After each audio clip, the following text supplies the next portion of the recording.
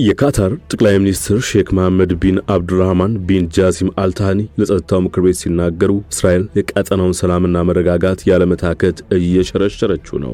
የእስራኤል አቻቸው ቤንያሚን ኔታንያሁ ግን በዚህ አይስማሙም። ካታር አመራሮቿን ከሀገር ካላስወጣች ዳግም ጥቃት እንፈጽማለን ሲሉ ዝተዋል። ትናንት ሰኞ ደግሞ ከአሜሪካ የውጭ ጉዳይ ሚኒስትር ማርኮ ሩቢዮ ጋር በነበራቸው ውይይት የሐማስ መሪዎች በተገኙበት ስፍራ ሁሉ እርምጃ መውሰዳችን እንቀጥላለን ሲሉ አረጋግጠዋል። የኔታንያሁ ዛቻ የተሰማው ባለፈው ሳምንት ዶናልድ ትራምፕ ለካታር አሚር ደውለው ጥቃቱ አሜሪካንም ሆነ የእስራኤልን ግቦች እንደማያሳካ በካታር ምድር ከዚህ በኋላ ዳግም እንደማይፈጸም ከተናገሩ በኋላ ሲሆን የውጭ ጉዳይ ሚኒስትሩ ሩቢዮም ዛሬ ማክሰኞ ዶሃ ያቀናሉ ተብሎ ይጠበቃል። በዶሃ በመካሄድ ላይ በሚገኘው ድንገተኛው የአረብና ሙስሊም ሀገራት መሪዎች ጉባኤ ላይ የተለያዩ መልእክቶች የተላለፉ ሲሆን የቱርኩ ፕሬዝዳንት ረሲፕ ታይብ ኤርዶሃን በመንግስትነት የተሸፈነ ቀውስና ምድሩን በደም አበላ ካጨቀየ አእምሮ ጋር ነው እየታገለን ያለ ነው ሲሉ በከረሩ ቃላት እስራኤልን ወርፈዋል። የግብጽ ፕሬዝዳንት አብዱል ፋታህ አልሲሲ በኩላቸው የካታርን ግዛት ጥሶ እንዲህ አይነት ጥቃት መፈጸም ግልጽ የሆነ የዓለም አቀፍ ሕግ ጥሰት ነው፣ አደገኛ ልምምድንም ያስከትላል ብለዋል። ለአንድ እስራኤል ከ60 በላይ ሀገራት መሪዎችና ተወካዮች በዶሃ ተገናኝተዋል። የተለያዩ አሴቶችም ተንጸባርቀዋል። በዛሬው ጥንቅራችን እንመለከታቸዋለን። አብረን እንቆይ።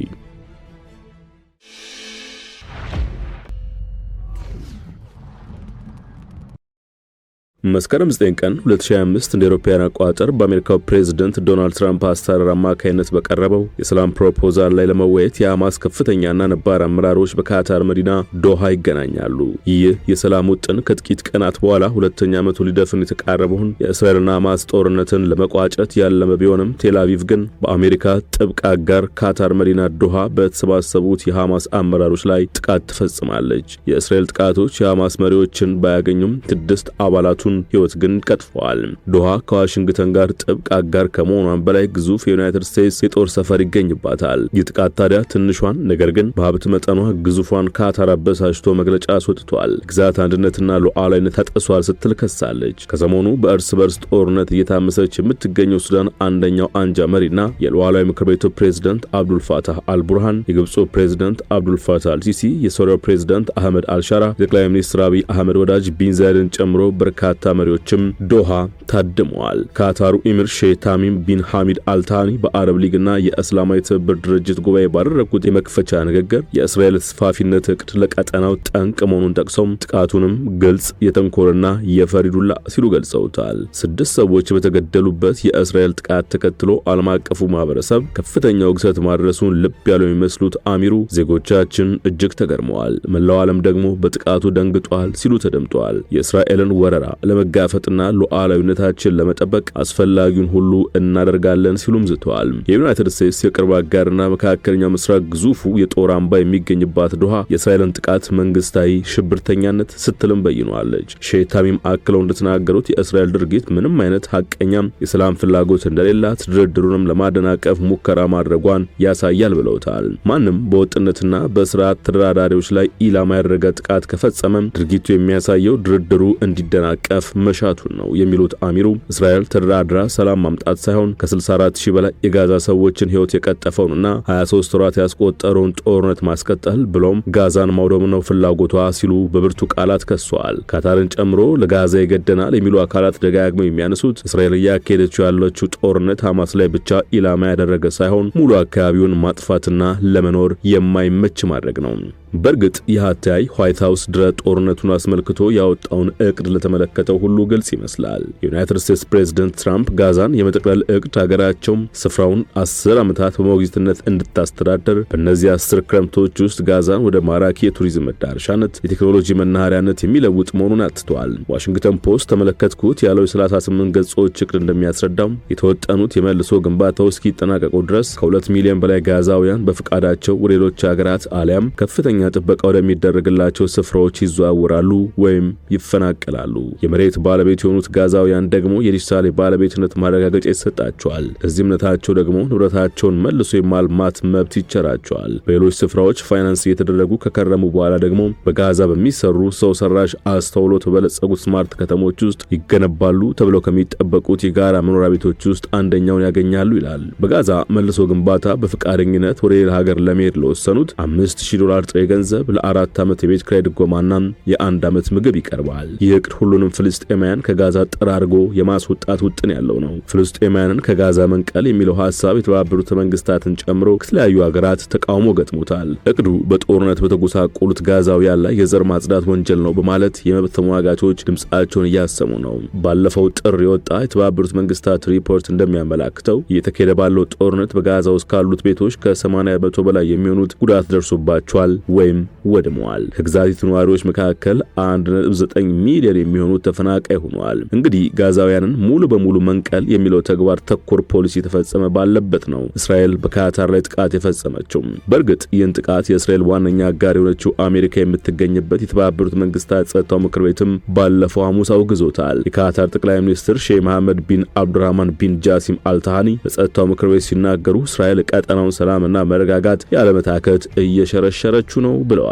እስራኤል አቻቸው ቤንያሚን ኔታንያሁ ግን ይህን አይቀበሉትም። ካታር አመራሮቹን ከሀገሯ ካላስወጣች ዳግም ጥቃት እንፈጽማለን ሲሉ ዝተዋል። ትናንት ሰኞ ከአሜሪካ የውጭ ጉዳይ ሚኒስትር ማርኮ ሩቢዮ ጋር በነበራቸው ውይይት የሐማስ መሪዎች በተገኙበት ስፍራ ሁሉ እርምጃ መውሰዳችንን እንቀጥላለን ሲሉ አረጋግጠዋል። የኔታንያሁ ዛቻ የተሰማው ባለፈው ሳምንት ዶናልድ ትራምፕ ለካታር አሚር ደውለው ጥቃቱ የአሜሪካንም ሆነ እስራኤልን ግቦች እንደማያሳካ በካታር ምድር ከዚህ በኋላ ዳግም ጥቃት እንደማይፈጸም ከተናገሩ በኋላ ሲሆን የውጭ ጉዳይ ሚኒስትሩ ሩቢዮም ዛሬ ማክሰኞ ወደ ዶሃ ያቀናሉ ተብሎ ይጠበቃል። በዶሃ በመካሄድ ላይ በሚገኘው ድንገተኛው የአረብና ሙስሊም ሀገራት መሪዎች ጉባኤ ላይ የተለያዩ መልእክቶች የተላለፉ ሲሆን የቱርኩ ፕሬዝዳንት ረሲፕ ታይብ ኤርዶሃን በመንግስትነት የተሸፈነ ቀውስና ምድሩን በደም አበላ ካጨቀየ አእምሮ ጋር ነው እየታገልን ያለ ነው ሲሉ በከረረ ቃላት እስራኤልን ወረፈዋል። ጥቃቱ በእስራኤል ባለስልጣናት ውስጥ ስግብግብ ደም የጠማቸው መኖራቸውን ያሳያል ያሉት ኤርዶሃን ጠቅላይ ሚኒስትር ቤንያሚን ኔታንያሁ በቀጠናው ቀውስ እንዲስፋፋም ተግተው እየሰሩ ነው ብለዋቸዋል። ቀጥሎም የእስራኤል የዶሃው ጥቃት ሽፍታነት ወደ አዲስ ደረጃ መሸጋገሩን አመላካች ነው ሲሉ ተናግረዋል። ያለፉት ጊዜያት እንዳሳዩን እስራኤል ላይ ኢኮኖሚያዊ ጫናዎችን ማድረግ ውጤት ያስገኛል፣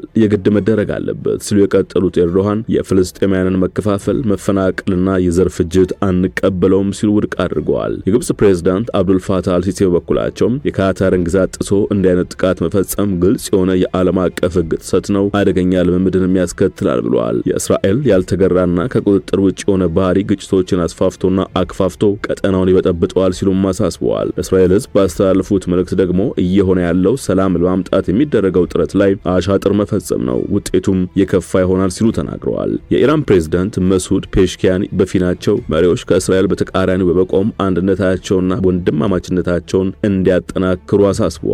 ስጋቶቹን መጋፈጥ አለብን፣ እንዲህ አይነት ወንጀሎችን መታገስ አይገባንም፣ በጋዛ የመን አሊያም ቤሩት እየሆነ ያለው እኛም ጋር ሊደርስ ይችላል ሲሉ አስጠንቅቀዋል። የእስራኤል ጥቃት ግን እንግዲህ ለሰላም ውይይት ለመነጋገር በታደሙት ላይ የተፈጸመ መሆኑን እጅግ አስደንጋጭ አድርገዋል። በአሜሪካ የቀረበው ስምምነት ሐማስ ሁሉንም ታጋቾች በ48 ሰዓታት እንዲለቅ፣ የ60 ቀናት ተኩስ አቁም እንዲደረግ፣ በእስራኤል እስር ቤቶች የሚገኙ ፍልስጤማውያን እንዲለቀቁና የዘላቂ ተኩስ አቁም ድርድር እንዲካሄድ ያቀደ ነበር።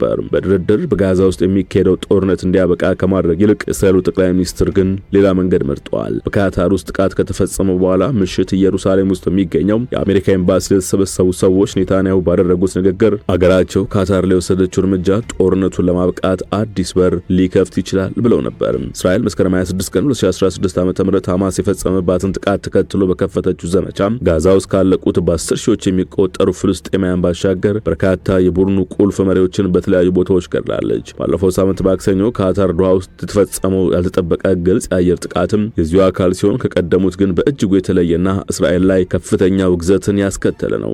በ2016 ዓ.ም ሐምሌ ወር በኢራን ፕሬዝዳንት ሲመተ በዓል ላይ ተገኝተው የነበሩት የሐማስ ፖለቲካዊ መሪ ኢስማኤል ሃኔ አርፈውበት በነበረበት ክፍል ውስጥ በፍንዳታ መገደላቸው ይታወሳል። ግድያው በእስራኤል ተፈጸመ መሆኑን ብዙዎች ቢናገሩም እስራኤል ግን የሰጠችው ማረጋገጫ የለም። ሐማስ በእስራኤል ላይ የፈጸመው ከባድ ጥቃት አስተባባሪና መሪ እንደሆነ የሚታመነው ኢስማኤል ሃኔን የተካው የሃያ ሲንዋርም ከጥቂት ወራት በኋላ ጋዛ ውስጥ ተገድሏል። ከጋዛ ውጪ ቁልፍ የሐማስ አመራሮች የሚገኙት ካታር ውስጥ ሲሆን ከእስራኤል ጋር የሚደረገውን ድርድርም የሚመሩት እነዚሁ የቡድኑ መሪዎች ናቸው። 2 ዓመት ሊሞላው የተቃረበውን የጋዛ ጦርነት ለማስቆም የመጨረሻ የተባለው የስምምነት ሐሳብ በፕሬዝዳንት ትራምፕ ከቀረበ በኋላ ፍሬ አፍርቶ ታጋቾች የሚለቀቁበት፣ በመከራ ውስጥ የሚገኙት የጋዛ ነዋሪዎች እፎይታና እርዳታ የሚያገኙበት እድል ሊፈጠር ይችላል ተብሎ ሲጠበቅ እስራኤል ካታር ውስጥ የፈጸመችው ጥቃት ምናልባትም ለጊዜው አጨናቅፎታል። እስራኤልም ሐማስም እንዳሉት ጥቃቱ በዶሃ የሚገኙትን የሐማስ ከፍተኛ አመራሮችና ተደራዳሪዎችን ለመግደል የታለመ ነበር። እስራኤል ጥቃቱ ያስገኘው ውጤት ያለችው ነገር ባይኖርም ሐማስ ግን አመራሮቹ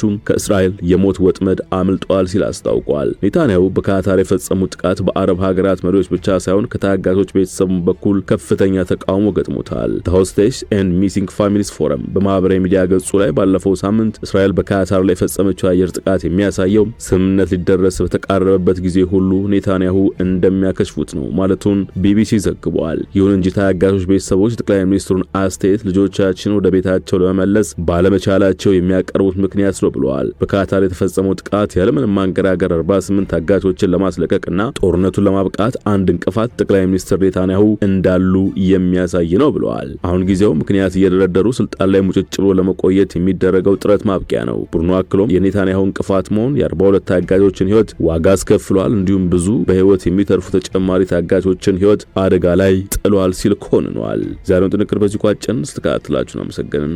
ጤና ይስጥልን።